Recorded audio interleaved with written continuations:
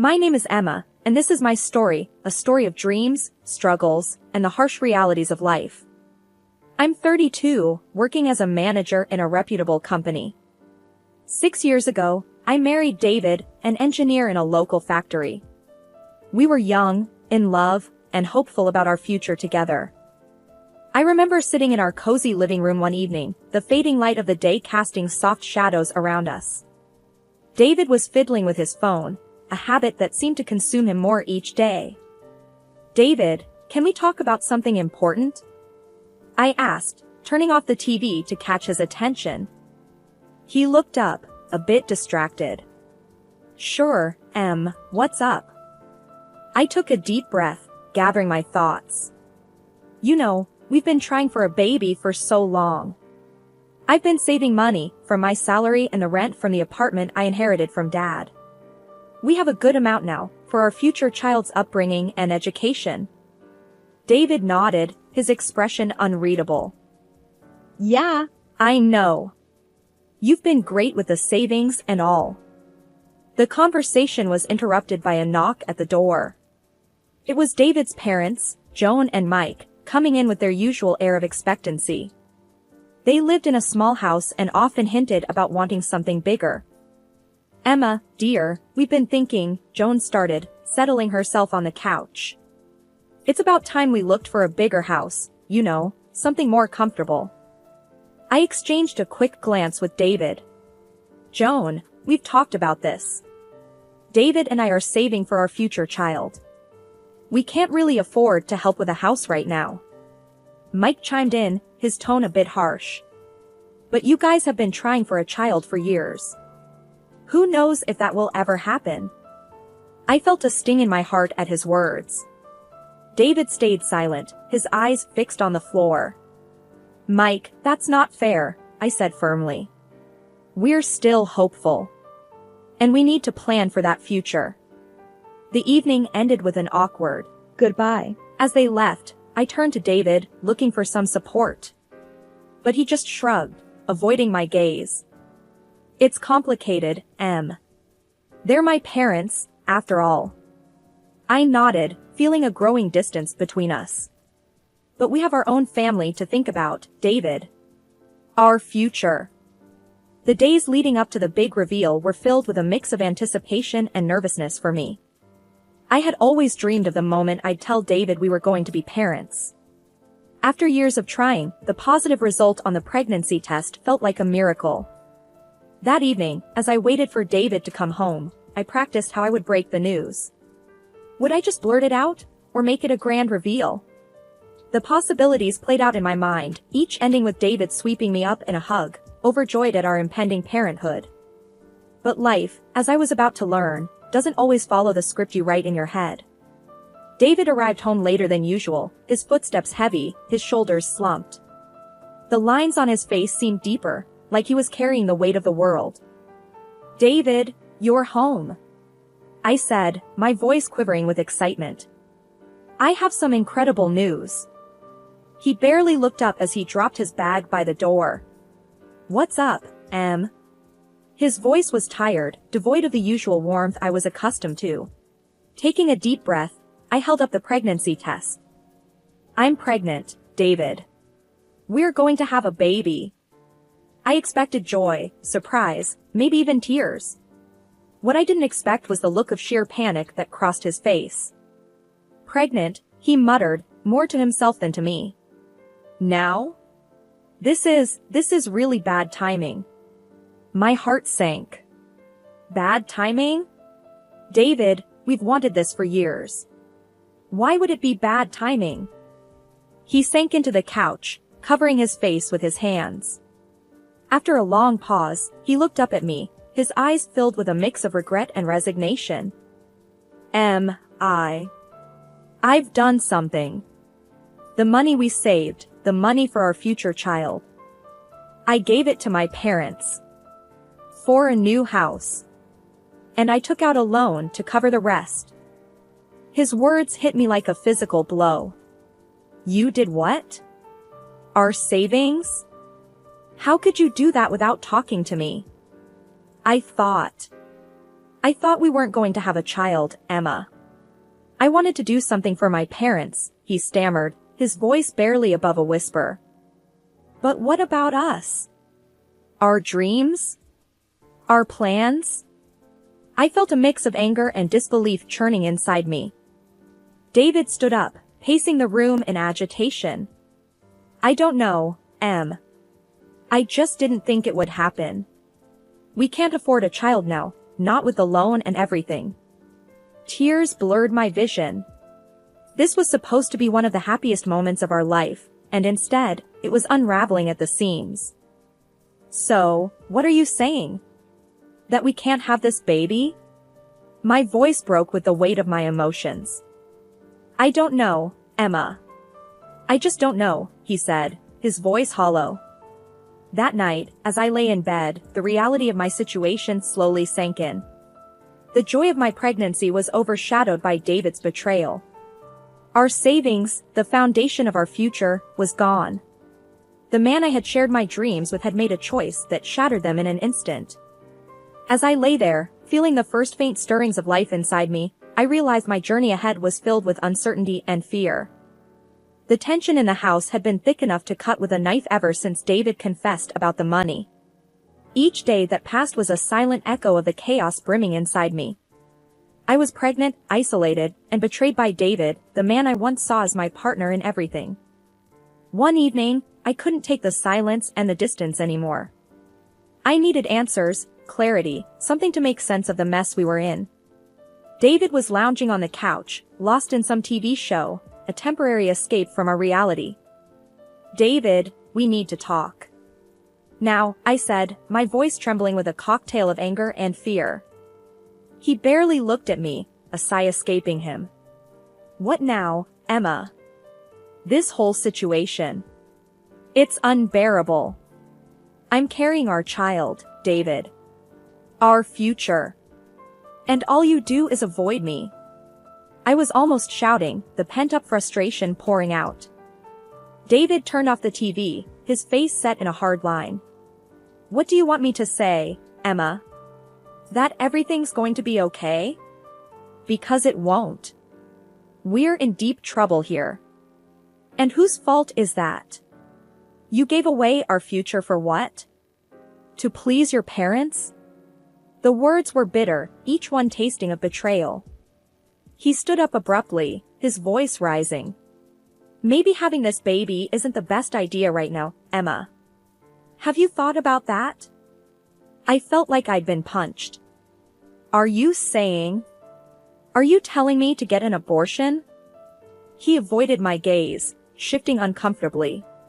My parents think it might be for the best. And I think they might be right. I was aghast, tears welling up in my eyes. Your parents?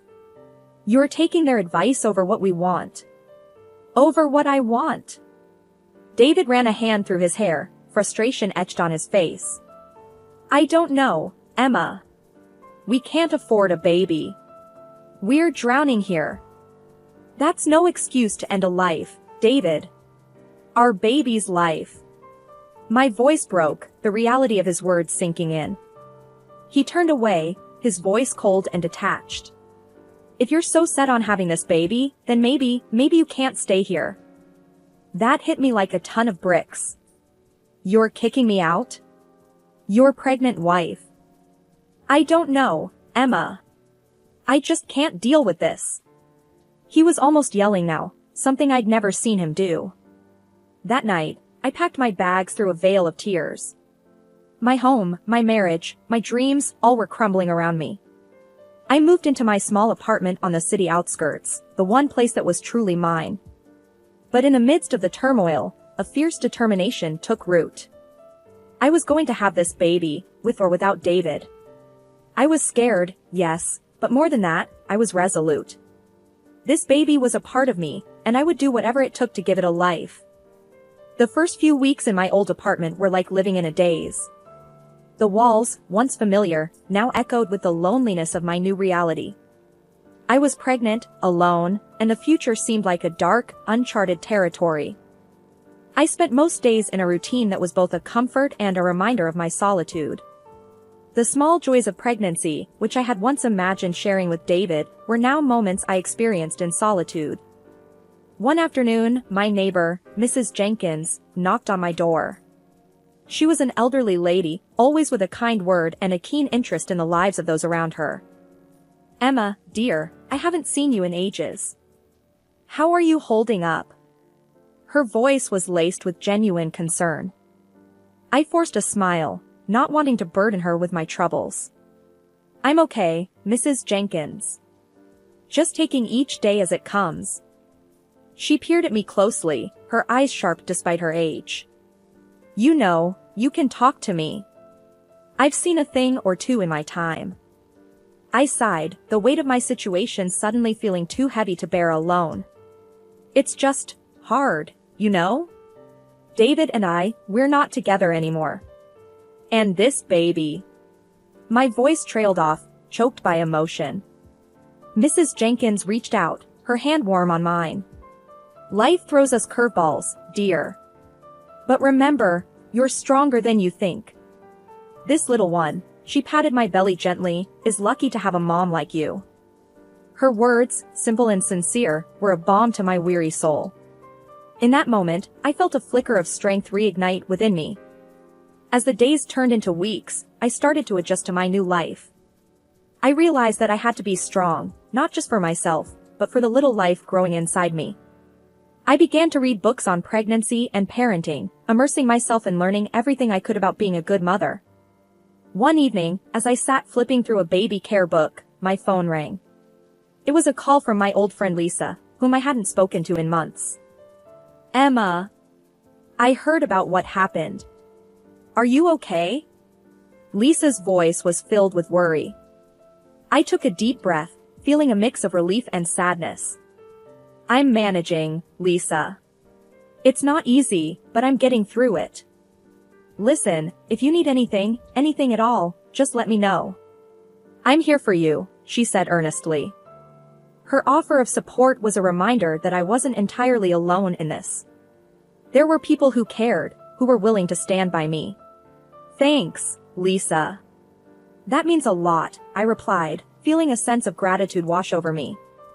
As I hung up the phone, I realized that even in the darkest of times, there were glimmers of hope and kindness. I might have been on my own, but I wasn't entirely alone. With each passing day, I grew more resilient, more determined to face whatever lay ahead. The stillness of my apartment was broken by the piercing ring of the phone. David's name flashed on the screen, a name I hadn't seen in months. With a mixture of apprehension and annoyance, I answered. "Emma, it's David," his voice sounded oddly nonchalant. "The housewarming for my parents is coming up. They're all settled in the new place." His casual tone set me on edge. "Why would I care about that, David?" "Well, I thought you'd sorted things out, you know, with the pregnancy," he said, implying I had an abortion. His assumption boiled my blood, but I held my tongue, letting him believe his narrative. "So, what do you want?" "I was thinking you could come. Show some goodwill, maybe bring a gift. It's the least you could do, after the mess," he added, as if it was a simple request. His audacity was astounding. But a part of me knew this was a chance to face this head-on, to put an end to this chapter. "Fine, I'll be there," I said, a plan forming in my mind. On the day of the housewarming, I stood outside their opulent new house, my 8-month pregnant belly prominent. Taking a deep breath, I walked in. David was by the door, and his face went pale as he saw my belly. "You are..." "I thought you..." "You thought wrong," I cut him off sharply, my voice edged with steel. The house was filled with their friends and family. As I moved through the crowd, whispers followed me like shadows. Joan, David's mother, approached with a look of utter shock. "Emma, you're still..." "But we assumed..." "That I'd get rid of my baby?" "No, Joan." "I kept my child," I said firmly, meeting her gaze. David, recovering from his shock, came to us. "Emma, this isn't the time or the place." "It's the perfect time and place," David. Everyone should know. I didn't get an abortion. I'm still pregnant, I raised my voice, making sure it carried across the room. The room fell into a stunned silence. Guests stared, some with open mouths, others with veiled curiosity. David and his parents looked as if the ground had fallen away beneath them. But I didn't leave. I stood there, amidst the shock and whispers, my presence an unspoken challenge. As the evening wore on, I held my ground. Conversations resumed around me, but the air was thick with tension. David and his parents tried to avoid me, but there was no escaping the truth I represented in their midst. When David's boss, a man I knew only in passing, approached with a puzzled look, I didn't back down. "Emma, I didn't expect to see you here, especially like this." "Like what?" "Pregnant and alone because David couldn't handle it?" I retorted, my words sharp but true. David hurried over, his face a mask of embarrassment. "Emma, please, let's not do this here." "Why not, David?" "Your family, your friends, they should know the kind of man you are." "The kind of family you come from," I said, my voice laced with bitterness. The party continued around us, but the facade had crumbled. I stayed, making my point with my mere presence. I was a living testament to their false assumptions and broken promises. As the evening drew to a close, I left the house, my head held high. I had faced them all, spoken my truth, and stood my ground. It was a declaration of my strength, my refusal to be silenced or shamed. The days following the housewarming party were a whirlwind of emotions. I had made my stand, revealed my truth in the most public way I could have imagined. The fallout was immediate and intense. I was at my apartment, still processing the events of that night, when my phone buzzed with a message. It was from Lisa, a close friend and one of the few people I still kept in touch with. "Hey, Emma.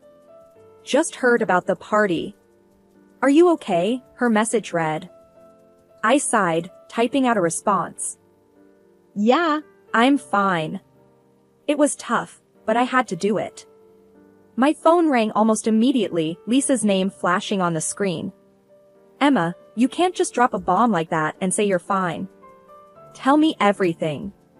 Her concern was touching, and in that moment, I needed to talk to someone who genuinely cared. It was a mess, Lisa. I showed up, and David and his parents were shocked. They thought I'd had an abortion. "Wow, that's intense. But I'm proud of you for standing up to them," she said, her voice filled with admiration. The conversation with Lisa was a much-needed relief, but it couldn't erase the reality of my situation. David's parents, and David himself, had been under the impression that I would just quietly fade away, that I wouldn't dare disrupt their perfect little celebration with the truth of their son's actions. A few days later, I received a call from someone unexpected, David's boss, Mr. Henderson. He had always been cordial to me at company events, but we were hardly acquaintances. "Emma, this is Frank Henderson. I was at the party, and I was surprised by what I heard," he said, his voice uneasy. "I'm sure you were." "I'm sure a lot of people were," I replied, my tone guarded. "I just wanted to say, if there's anything you need, any help at work or anything, just let me know." I had no idea about what David had done, he offered. His offer was unexpected, and it gave me a slight pause. "Thank you, Mr. Henderson. I appreciate that." The call ended on a polite note, but it left me thinking. David's actions, and the subsequent reveal at the party, had wider implications than I had anticipated. People were talking, taking sides, and in the middle of it all was me, still trying to navigate my way through this chaos. The decision to file for divorce was not just a choice, it was a necessity. I couldn't let David and his actions go unpunished. The emotional turmoil he put me through, especially with his demands for an abortion, was unforgivable. I was ready to fight for my rights, for my unborn child's future, and for what was morally just. Sitting across from my lawyer, Mr. Jenkins, I explained my decision. "I want to file for divorce. I need alimony for our child, and I want a majority of his assets." He also pushed me for an abortion. "That's emotional abuse, and I won't let it slide." Mr. Jenkins, a no-nonsense man with a keen legal mind, nodded. Do you have any proof of these demands for an abortion, Emma? I pulled out my phone, where I had saved the recording of that fateful conversation with David. I recorded it. He didn't know, but I did. It was the only way I knew how to protect myself. Mr. Jenkins listened to the recording, his expression hardening. This is good, Emma. This will be key in court. The day of the court hearing was a storm of emotions. I sat there, heavily pregnant, facing the man I once loved, now my adversary. David looked confident, perhaps believing that the system would favor him. When it was my turn to present my case, Mr. Jenkins played the recording. David's voice filled the room, cold and clear, demanding an abortion. You could feel the shock in the courtroom. David's face turned red with anger. You recorded me? That's low, Emma. You won't prove anything with that. I looked him straight in the eyes, my voice steady but filled with emotion. I recorded it because I knew this day would come. Because I knew no one would believe me otherwise. You wanted me to get rid of our baby, David. The court needs to know the truth. His lawyer tried to object, to discredit the recording, but the damage was done. The judge listened intently, his expression growing graver by the minute. After both sides presented their cases, the judge delivered his verdict. The court rules in favor of Ms. Emma. The evidence of emotional abuse is clear and compelling. Mr. David is ordered to pay alimony and a majority of his assets as compensation. David stood there, stunned, as the judge announced the verdict. He turned to me, his face a mixture of anger and disbelief. You've ruined me, Emma. I hope you're happy. I looked back at him, feeling a surge of vindication. This isn't about revenge, David. It's about justice. For me, and for our child. Walking out of the courtroom, I felt a burden lift off my shoulders. It had been a tough battle, but I had won. More importantly, I had stood up for myself and my child. The future was uncertain, but for the first time in a long time, I felt hopeful.